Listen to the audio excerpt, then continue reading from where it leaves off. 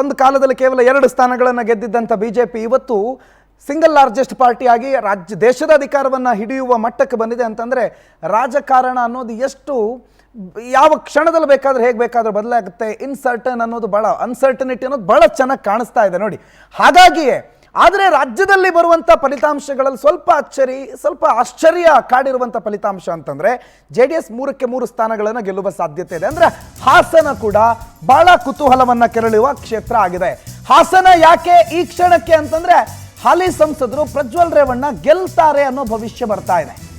ಹಾಲಿ ಸಂಸದರು India today ಮತಗಟ್ಟೆಯ ಸಮೀಕ್ಷೆಯಲ್ಲಿ ಪ್ರಜ್ವಲ್ಗೆ ಗೆಲುವಾಗಿದೆ. ಇನ್ನು ಕೆಲವು ಸಮೀಕ್ಷೆಗಳಲ್ಲಿ 2ರಿಂದ 3 ಅಂದರೆ ಸೋತ್ರು 1 ಸೋಲ್ಬಹುದು ಅಂತ. ಆದರೆ ಪ್ರಜ್ವಲ್ ರಾಸಲೀಲೆ ಪ್ರಕರಣದಲ್ಲಿ SIT ವಶದಲ್ಲಿದ್ದಾರೆ. ಈವನ್ ರಿಸಲ್ಟ್ ಬರೋ ದಿವಸ ಕೂಡ ಅವರು ಕಸ್ಟಡಿಯಲ್ಲಿ ಇರ್ತಾರೆ. ಸೊ ಹಾಸನ ಕ್ಷೇತ್ರದಲ್ಲಿ ಏನಾಗುತ್ತೆ ಅನ್ನೋದು ಬಹಳ ಪ್ರಶ್ನೆ.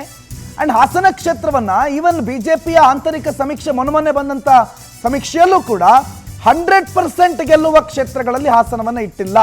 ಇನ್ಫ್ಯಾಕ್ಟ್ ಅಲ್ಲಿ ಕಾಂಗ್ರೆಸ್ ಗೆಲ್ಲುವ ಸಾಧ್ಯತೆ ಇದೆ ಅಂತ ಹೇಳಿ ಬಿಜೆಪಿಯ ಇಂಟರ್ನಲ್ ಸರ್ವೆಗಳು ಕೂಡ ಹೇಳೋ ಸಂದರ್ಭದಲ್ಲಿ ಹಾಸನ ಏನಾಗಬಹುದು, ಹಾಸನದ ರಿಸಲ್ಟ್ ಏನಾಗಬಹುದು ಅನ್ನೋದು ಪ್ರಶ್ನೆ. ಯಾಕಂದ್ರೆ ಇವ್ರ ಮೇಲೆ ಕೇಳಿಬಂದಿರುವಂಥ ಆರೋಪ ಇದೆಯಲ್ಲ, ಪ್ರಜ್ವಲ್ ರೇವಣ್ಣ ಮೇಲೆ ಕೇಳಿಬಂದಿರುವಂಥ ಆರೋಪ ಇದು ಸಾಮಾನ್ಯವಾದಂಥ ಆರೋಪ ಅಲ್ಲ. ಅದು ಒಬ್ಬ ಜನಪ್ರತಿನಿಧಿಯಾಗಿ ಒಂದು ದೊಡ್ಡ ಕುಟುಂಬದ ಕುಡಿಯಾಗಿ ಅವ್ರ ಮೇಲೆ ಬಂದಿರುವಂಥ ಆರೋಪ ಇದೆಯಲ್ಲ, ಅದು ಇಡೀ ಅಲ್ಲಿನ ಮತದಾರರಿಗೆ ಮಾಡಿರುವಂಥ ದ್ರೋಹ ಅನ್ನೋದನ್ನ ವಿಶ್ಲೇಷಣೆ ಮಾಡಲಾಗ್ತಾ ಇದೆ. ಆ ನಡುವೆ ಪ್ರಜ್ವಲ್ ರೇವಣ್ಣ ಗೆಲ್ಲೋ ಸಾಧ್ಯತೆ ಇದೆ ಅಂತ ಹೇಳಿ ಒಂದು ಕಡೆ ವರದಿಗಳು. ಸರ್ ಕರಡಿ ಸರ್, ನಾನು ಹೇಳೋದು ಇಂಟರ್ನಲ್ ರಿಪೋರ್ಟ್ ನಾನು ಬಹಳ ಸೂಕ್ಷ್ಮ ಗಮನಿಸಿದಾಗ ಹಾಸನ ಕಾಂಗ್ರೆಸ್ಗೆ ಬರೆದಿದ್ರಿ. 17 ಕ್ಷೇತ್ರಗಳಲ್ಲಿ ಏನು ನೀವು ಹೇಳಿದ್ರಿ, ಅದರಲ್ಲಿ ಮೊದಲನೇ ಹಂತದ 14 ಕ್ಷೇತ್ರಗಳಲ್ಲಿ 11 ಕ್ಷೇತ್ರ ನಿಮ್ಗೆ ಭಾಳ ಕನ್ಫರ್ಮ್ ಇತ್ತು. ಮೊದಲನೇ ಹಂತದ ಚುನಾವಣೆಯಲ್ಲೇ 3 ಕ್ಷೇತ್ರಗಳನ್ನು ಬಿಟ್ಟಿದ್ರೆ ಅದರಲ್ಲಿ ಹಾಸನ ಕೂಡ ಒಂದಾಗಿತ್ತು. ಹಾಗಾಗಿ ಈ ಹಾಸನದ ಕಥೆ ಏನಾಗಬಹುದು? ಯಾಕಂದರೆ NDA ಮೈತ್ರಿಕೂಟ ಎಲ್ಲವನ್ನು ಬಿಟ್ಟರೆ ಮಾನವೀಯ ನೆಲೆಯಲ್ಲಿ ಆತ ಮಾಡಿರೋದು ಅತಿ ದೊಡ್ಡ ಅಪರಾಧ ಅಂತ ಅಲ್ವಾ? ಅಲ್ಲ, ಒಂದು ಈ ಪ್ರಕರಣ ಏನು ನಡೀತು ಇದು ನಾಗರಿಕ ಸಮಾಜ ತಲೆ ತಗ್ಗತಕ್ಕಂಥ ಕೆಲಸ. ಇದನ್ನು ಯಾರೂ ಒಪ್ಕೋದಿಲ್ಲ.